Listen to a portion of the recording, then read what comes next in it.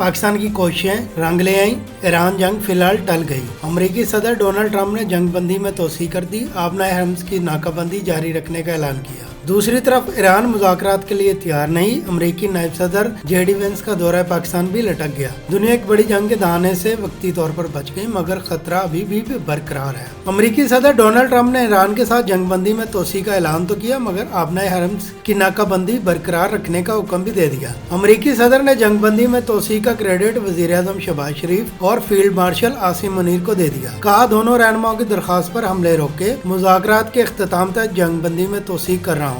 Iran की पूरी बहरिया समुंदर की तह में है, ईरान की फजाइया खत्म हो चुकी है, ईरान के रहनुमा मार दिए, आबनाए हरम्स अमेरिकी कंट्रोल में है, किसी जहाज को ईरानी बंदरगाह जाने की इजाजत नहीं। वजीर आज़म शहबाज शरीफ ने कहा, जंगबंदी में तोसी पर सदर ट्रंप का मशकूर हूँ, फील्ड मार्शल सैयद आसिम मुनीर और अपनी तरफ से अमेरिकी सदर का शुक्रिया अदा करता हूँ। सदर ट्रंप ने जंगबंदी में तोसी की हमारी दरख्वास्त को खुश असलूबी से कबूल किया। जंगबंदी में तोसी की गई ताकि सिफारती कोशिशों को रास्ता अख्तियार करने की इजाजत दी जा सके। इधर ईरान अमेरिका के साथ मुज़ाकरात के लिए तैयार नहीं, बातचीत के लिए पहले आबनाए हरम्स खोलने की शर्त रख दी।